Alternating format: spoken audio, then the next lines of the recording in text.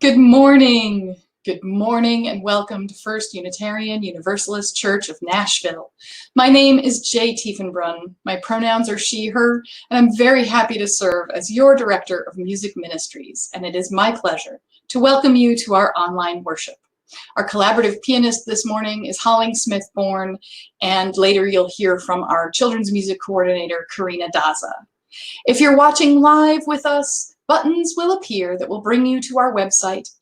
If you are watching on YouTube or Facebook, visit firstuunash.org and click on the With You Worship Portal button, and it'll bring you to all the information you need to participate in today's worship, including the order of service, a link to our Joys and Concerns form, and our offering. I'd like to invite you to be present in your body. Sit tall and prepare for singing our opening song, led by Jess Hudeman, Chelsea Sardoni, and Morayo Akande. Our opening chant is Gathered Here.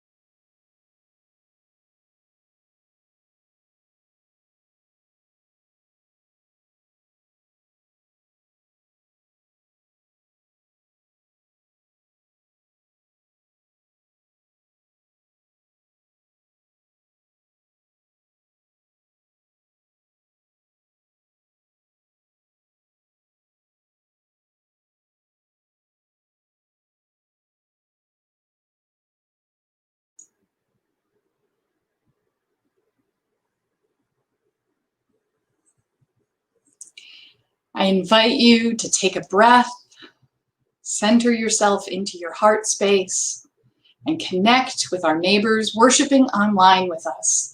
I see a number of you have said hello in the chat already.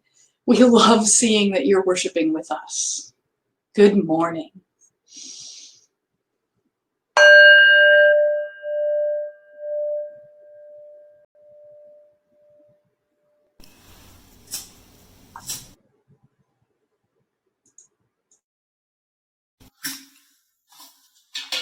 Our chalice lighting for this morning was written by Maureen Killoran.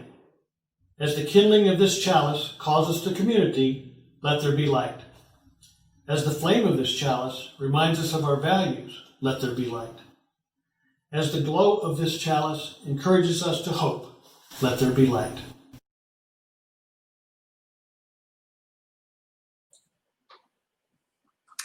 Good morning. I'm the Reverend Diane Dowgiert, Developmental Lead Minister. The words for our call to worship were written by Sarah Stewart and titled, To Remember Our Promises. Bring who you are as you enter our virtual church this morning. Bring your best self and your struggling self. Bring your mistakes and your triumphs. Bring your shortcomings and your recommitment to good. Bring yourself here and open your heart to beauty, to truth, to the door that is open to the presence of the holy. Here in this church, we are trying to walk together on the peaceable way, trying to hammer out division and hatred and all that separates one from another. We try and we will fall short, but held in love, we try again. We come together this morning as a church to bow our heads in prayer, to raise our voices in song, to remember our promises, and to vow to live by them once again. Come, let us worship.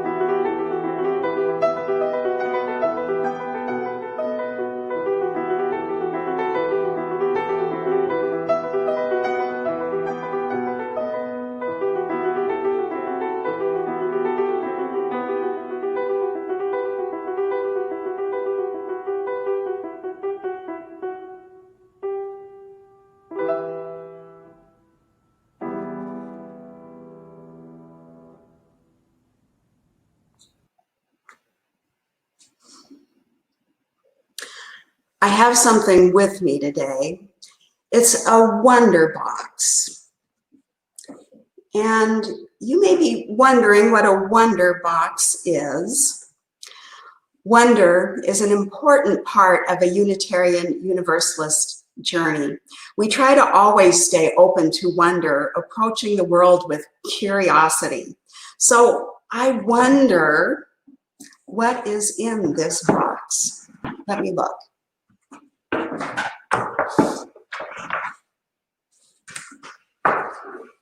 There's a couple things. There's a ball of yarn. And, gosh, what's this? Oh, it's a crochet hook. I wonder what these two items have to teach us about life. When I was a young girl, my grandmother taught me that with a single strand of yarn, a crochet hook, or a pair of knitting needles, that one can make everything from hats and scarves and sweaters to blankets and rugs and even baskets. I learned that sometimes you have to unravel what you've done because you made a mistake. And that was okay. that the most important thing was to never let go of the thread. Which reminds me of a story, one of those long ago and far away stories. This one is from Greek mythology about a young man named Theseus, the prince of Athens. The story goes that Theseus traveled to the island of Crete, where a man named Minos was the king. Minos had a pet minotaur, a creature that was half human and half beast. The minotaur was a scary kind of a pet, so the king hid him in a maze-like structure called a labyrinth. To get revenge on the people of Athens who had killed his son, every year King Minos would demand 7 young men and 7 young women from Athens to be sent to Crete, or else Minos would attack the city of Athens with his army. Every year, when the 7 young men and 7 young women arrived on the island, they would be taken to the entrance of the labyrinth, the door opened, and they would be released inside. Because the labyrinth was like a maze, they would get lost and ultimately be devoured by the Minotaur. One year, Theseus volunteered to be one of those sent to Crete. His plan was to kill the Minotaur so his people would be free of King Minos's yearly sacrifice. When Theseus arrived in Crete, he met the king's beautiful daughter, Ariadne. They fell instantly in love. Theseus told Ariadne of his plan. The night before he was to enter the labyrinth, Ariadne gave him a sword and a ball of string. She told him to tie the string at the door of the labyrinth and then to unwind the ball of string as he went further into the labyrinth. This way he could follow the string to get out once he had killed the Minotaur with the sword. The plan worked. Once inside the labyrinth, Theseus tied the string to the door and told the other young men and women to wait there. Theseus made his way to the center of the labyrinth where he killed the Minotaur. He made his way out by following the thread. This story reminds me of how sometimes life is full of unexpected twists and turns, and we fear what lies ahead. Or sometimes how it can even feel like our very lives are unraveling. But if we keep following the thread, we will find our way through. The story ends with Theseus knocking on the labyrinth door. He is met by Ariadne, who opens the door, releasing Theseus and all of the other young women and men. Because Theseus followed the thread from that day forward, no one from Athens was ever sacrificed to the Minotaur again. Thus ends our story.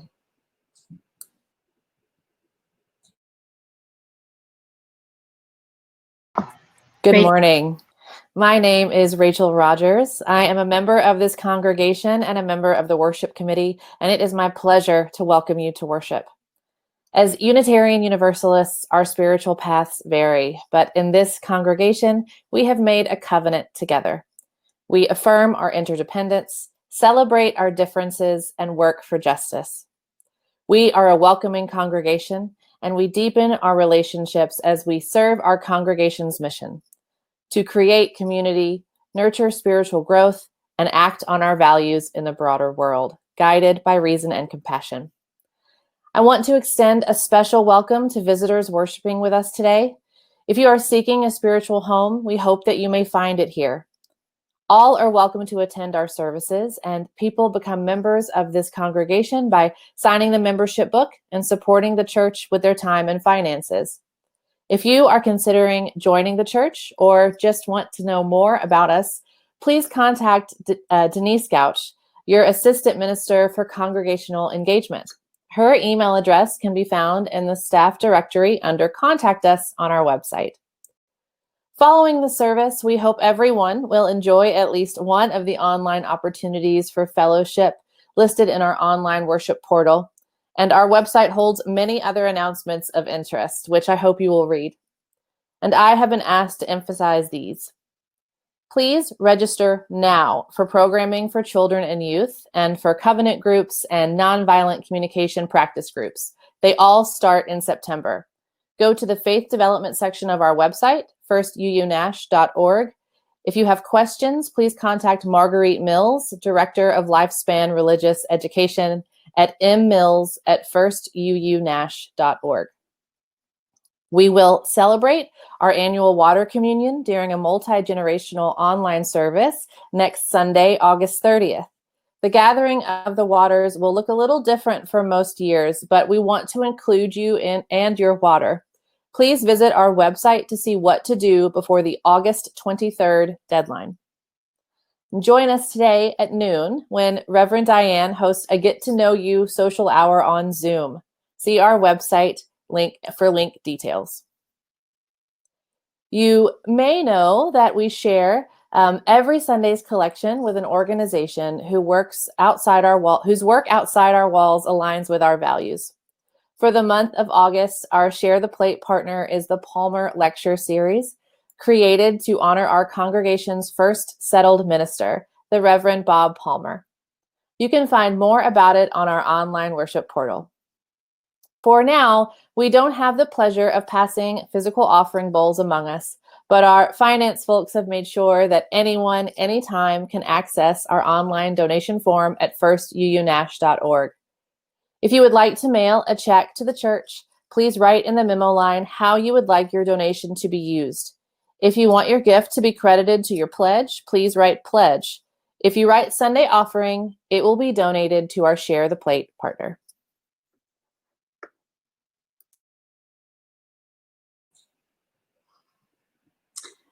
We are also deeply grateful for your presence with us, and I invite you now to join in our weekly ritual of gathered community. Following the upcoming musical interlude, we will share joys and concerns submitted through the online form, provided permission is given on the form. All joys and concerns will be shared as usual with our lay ministry team. Take a moment to think about what it is you have brought with you today. What joy, what sorrow, what grief, what celebration. And as you settle into your body, take a moment to breathe and feel the connection with this gathered community. Let us now listen to the musical interlude.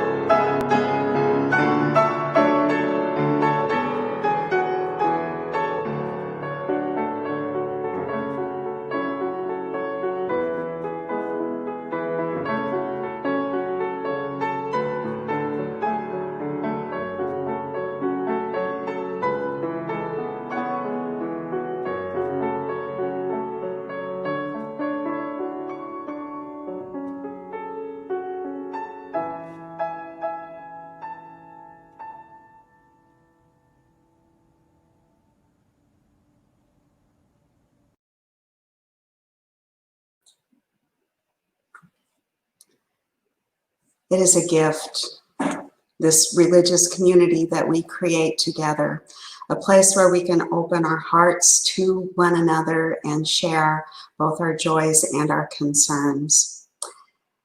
I hope you will bear with me as I'm learning new technology of how to share these joys and concerns in a virtual way.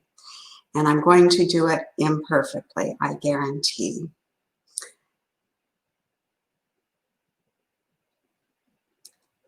So I have one, and it's either me not able to correctly use the software or there's not a name attached. So whoever you are on my heart. Saying, my son-in-law's business is laying off many people. Fortunately, he has been given the option of transferring to Ireland. So my daughter, he, and my two beautiful granddaughters will be moving to Dublin once their visas are approved. Maybe you can drop a note in the chat and let us know who belongs to that joy and concern and sorrow. Another one that I don't have access to the name of the person who submitted it, but it is for all teenagers who are struggling with depression and anxiety as they navigate returning to school under these most unusual circumstances. And then I have one that, again, I apologize for my inability to accurately use this technology. We have a response from David Dickinson, but I cannot read what it is that's on David's heart today. So we will hold him in our warm embrace. As we take in what has been shared here and maybe get in touch with what's on our own hearts as we gather this morning, I invite us to take a deep breath, maybe stretch out the kinks, the accumulated stress, and center into your body in a spirit of prayer.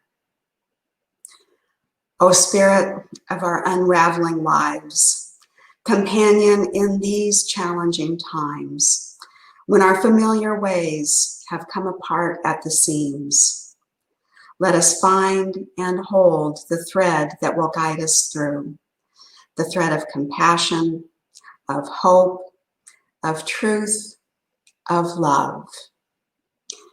May the unraveling reveal failures of the past so that we may let them go and that we may find a right way forward, creating a fabric of life that is strong, beautiful, and sustainable for all Earth's creatures. May we weave a web of connection and caring, sturdy enough to hold our hopes and fears, joys and sorrows, our celebrations and our sadness. May we spin a place in our hearts for ourselves and each other that is open to forgiveness and filled with grace. Spirit of life and Spirit of love, be with us now and always. May it be so. Amen, and blessed be.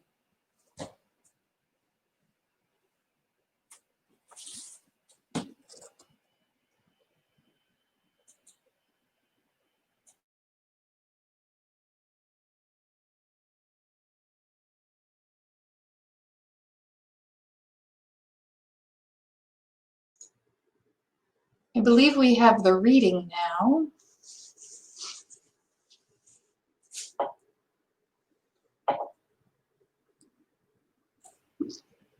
You are so right, Jay. Thank you. The reading for today is written by Robin Tanner, and it is called A Blessing for Risk Takers and Failures. Today we share in a blessing for losers, risk takers, all failures far and wide. Blessed are they who fall in the mud, who jump with gusto and rip the pants, who skin the elbows and bruise the ego, for they shall know the sweetness of risk. Blessed are they who make giant mistakes, whose intentions are good, but impact has injured, who know the hot sense of regret and ask for mercy, for their hearts will know the gift of forgiveness. Blessed are they who have seen a D or an F or C or any letter less than perfect, who are painfully familiar with the red pen and the label less than, for they know the wisdom of the imperfect. Blessed are they who try again, who dust off, wash up, who extend the wish for peace, who return to sites of failure, who are dogged in their pursuit, for they will discover the secret to dreams. Blessed are they who refuse to listen to the naysayers, for their hearts will be houses for hope. Blessed are they who see beyond the surface of another, for they will be able to delight in the gift of compassion. Blessed are they who stop running the race to help a fellow traveler, who pick up the fallen, who stop for injured life, for they shall know the kindness of strangers. Blessed are they who wildly, boldly abandon winning, for they shall know the path of justice. Here ends our reading. Our meditative song today is being led by Karina Daza, and we are so blessed to have her on our music ministry team. The song is Return Again, and I invite you into a posture for singing as we join and sing. Return again, return again, return to the home of your soul. Return again, return again, return to the home of your soul. Return to who you are. Return to what you are, return to where you are, born and reborn again. Return to who you are, return to what you are, return to where you are, born and reborn again. Return again, return again. Return to the home of your soul and reborn again. Return again, return again. Return to the home of your soul and reborn again. Return again, return again. Return to the home of your born and reborn again.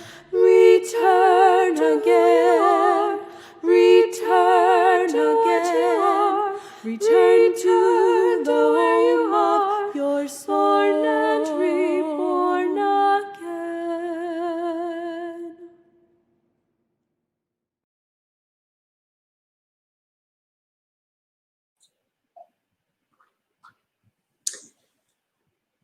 There is a thread, says the poet William Safford. It runs through things that change. We live at a time when so much is changing, when life as we have known it seems to be unraveling. So what do? We hold on to the thread. As a lifelong lover of things made of thread, I have come to understand that Unraveling is not always a bad thing. Indeed, it is part of the process of creation. My grandmother taught me how to knit and crochet. Actually, she taught me a great many other things, most of which have taken a lifetime to appreciate.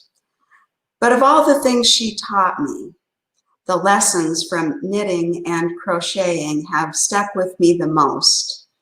Not just the act of taking a single strand of yarn and turning it into something beautiful and useful, but the hours with her spent patiently by my side while my clumsy fingers learned to manipulate needles, hooks, and yarn. Those were hours that ingrained in me lessons about how to best live a life of purpose and meaning. In many indigenous cultures around the world, fiber arts are considered to be sacred. Both the process of creation and the product created are considered to be sacred. Whereas in our American culture, it is a multi-million-dollar hobby industry marketed mainly to women.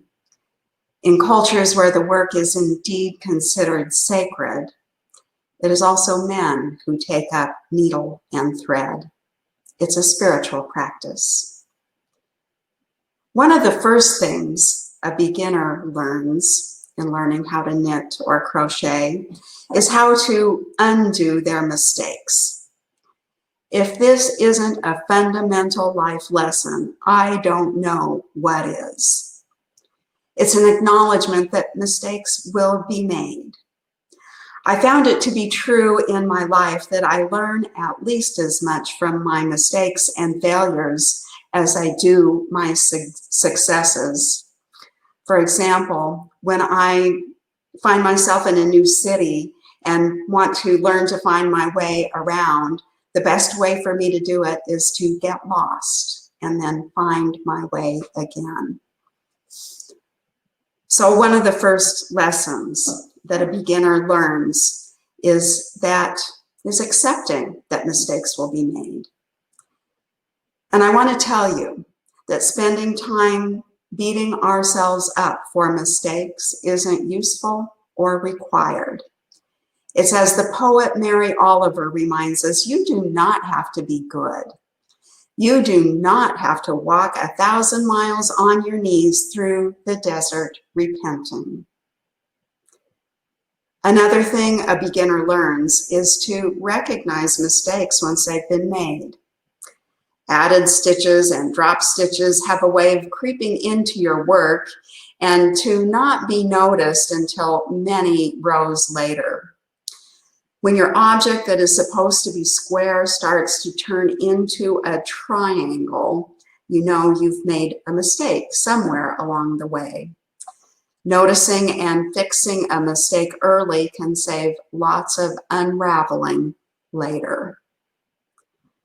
One other thing that every beginner learns is the importance of the very first row of stitches. That very first row, also known as the foundation row, affects how the finished product will turn out. The stitch count must be precisely accurate. And then the tension has to be just right, not too loose and not too tight.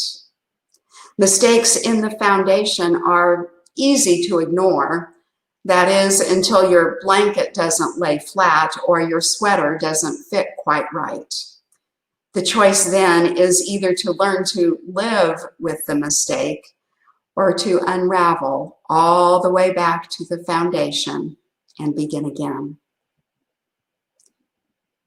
We live at a time of great unraveling. The COVID-19 pandemic has radically changed the patterns of life. Everything, from how we work to how we go to school, how we shop, entertain ourselves, interact with neighbors, and how we do church, how we worship. When so much of what was familiar has changed, it can feel like things are falling away and coming apart at the seams. It comes with a certain amount of emotional turmoil and grief over loss of important events like graduations, weddings, vacations, the birth of a new child, the dedication of a child, a memorial service, the first day of school. I know that I find myself longing for the way things were before and wishing they could just go back to the way that they were.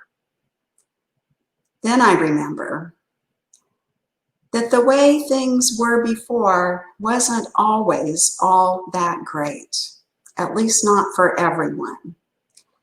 There's a human tendency to gravitate to what is familiar, even if it doesn't serve us well. It's like walking over the stain on the carpet that we barely notice because it's become so familiar, or having to jiggle the handle of the toilet every time we flush. We do these things without thinking. This time of unraveling can be a time of noticing mistakes and errors that have crept into the fabric of our society and those that were laid down at its very foundation. I'm thinking of the late Representative John Lewis, who wrote in his final farewell, "We must put away our willingness to profit from the exploitation of others." I'm going to say that again. Representative John Lewis told us, we must be willing to put away our willingness to profit from the exploitation of others. For me, I believe that this may be the foundational error of our society here in the United States. Our economy was built on the willingness of some to profit from the exploitation of others. This foundational error runs counter to our Unitarian Universalist principles of the inherent worth and dignity of every person and the interdependent nature of all life. The pandemic has laid bare this foundational error that repeats in each generation. It has laid bare the gross inequities that are present in our society. This isn't the first time that we have been shown how wide the gulf is between rich and poor, and how the impact of the inequities is felt most deeply by Black, Brown, and Indigenous persons. In living history, you know the litany as well as I do.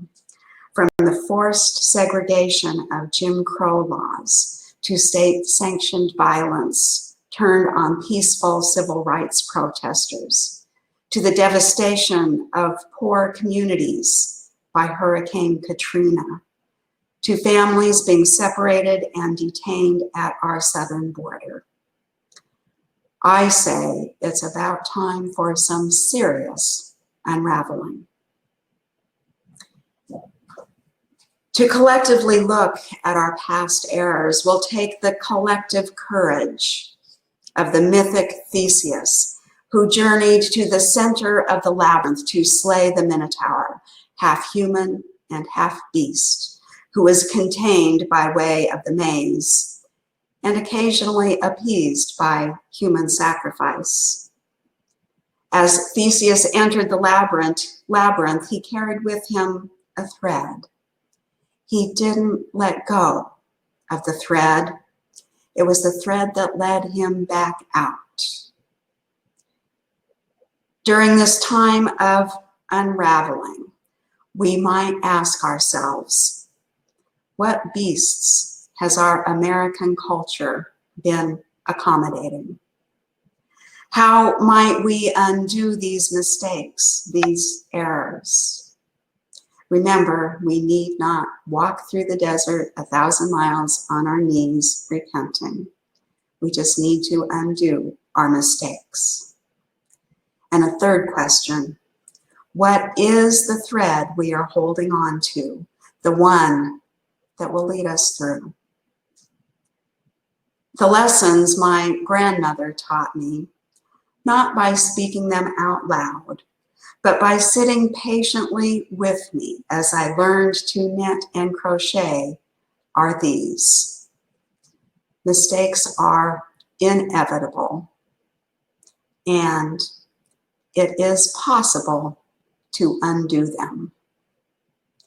In other words, mistakes are redeemable if we are willing to do the work. We are not defined by either our mistakes or successes. We are all redeemable. This is what our Unitarian Universalist faith teaches. We are all redeemable. We are all worthy of love. As things unravel, as things change, you don't let go of that thread. There's a thread that runs through this church community. I have felt it. You have shown it to me. There is a thread that runs through this church community, even when we must be distant from each other, even when you are just getting to know me and I am just getting to know you. It is a thread spun from the values of justice, freedom, truth, and democracy. The thread of love that is woven through the heart of who we are as Unitarian Universalists. It will hold us and guide us through all that lies ahead. Don't let go of the thread. Together, we can take it and use it to create the world we dream of, a world of equity and compassion where everyone has a place. It is sacred work. May it be so, and may we make it so through our living.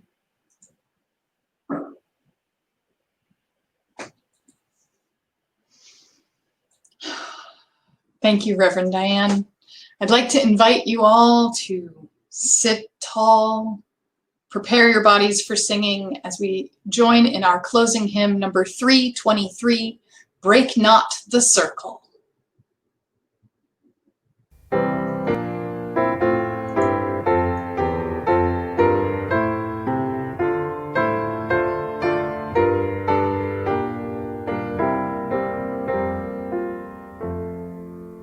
Break not the circle of enabling love, where people grow forgiven and forgiving. Break not that circle, make it wider still, till it includes embraces of the living. Come wander at this love that comes to life, where words of freedom are with humor spoken, and people keep no score of wrong and guilt, but will that human bonds remain unbroken. Join then the movement of the love that frees, till people of whatever race or nation will truly be themselves, stand on their feet, see eye to eye with laughter and elation.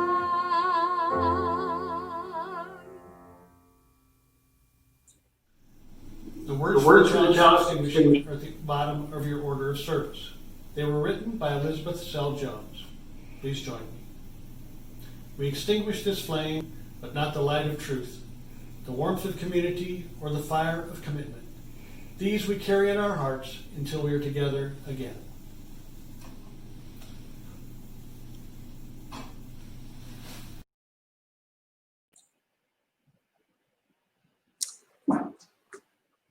Before I deliver the benediction, I want to remind the folks that are here with us at 9 o'clock this morning and maybe joining us again at 11 online, to please log in and join me and members of the transition team here at First UU of Nashville for a virtual coffee hour. You can find that link on the website.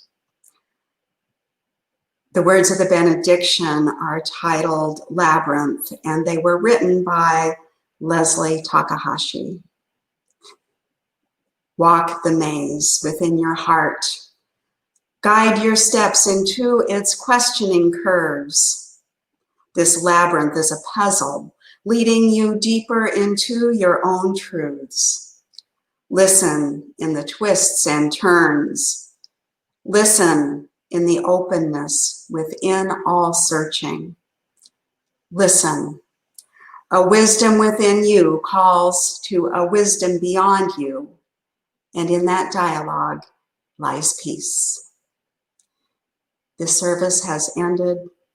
May our service to the world continue renewed.